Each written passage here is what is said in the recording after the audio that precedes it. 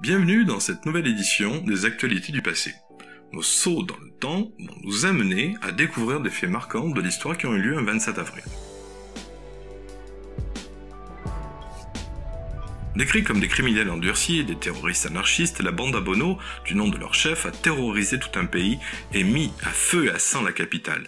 Leur lien avec les milieux anarchistes, dévoilés par la presse, a provoqué l'hystérie collective et un déferlement de violence. Ces marginaux réveillent des craintes profondes sur la remise en cause de l'ordre social. Ils sont connus comme les premiers bandits à utiliser l'automobile pour accomplir leurs méfaits. D'incroyables moyens policiers seront mis en œuvre pour les arrêter. Et grâce à une série d'arrestations dans les milieux anarchistes, Bono est repéré. Il échappe de peu à son arrestation le 24 avril 1912. Il s'enfuit en tuant le numéro 2 de la police. 3 jours plus tard, il est localisé dans sa cachette de Choisy-le-Roi. Un long siège commence. De plus en plus de troupes diverses arrivent dans l'armée, ainsi que 30 000 badauds venus assister au spectacle. Toute la journée et la soirée sera marquée par des échanges de tirs et d'explosions. Lorsque les policiers donnent l'assaut, Bono, caché sous un matelas, parvient encore à les accueillir à coups de revolver avant d'être blessé mortellement. Les autres événements du jour. En 2005, premier vol de l'Airbus A380 depuis l'aéroport de Toulouse. Si vous êtes intéressé par l'achat de cet appareil, sachez qu'il vous faudra débourser 400 millions d'euros. Le 27 avril 1994, élection de Nelson Mandela.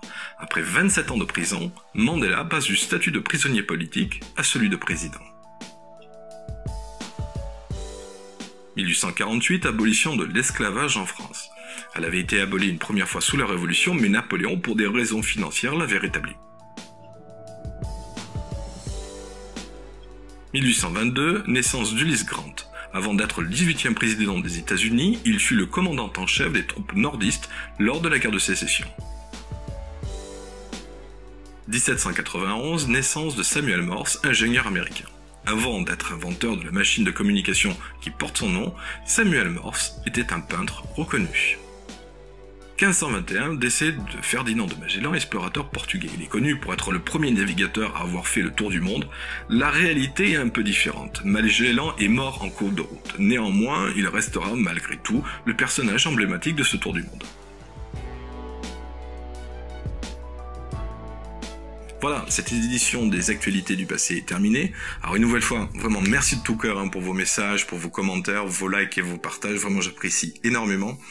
Et enfin, un joyeux anniversaire à André et à Daniel qui sont nés un 27 avril, ils se reconnaîtront.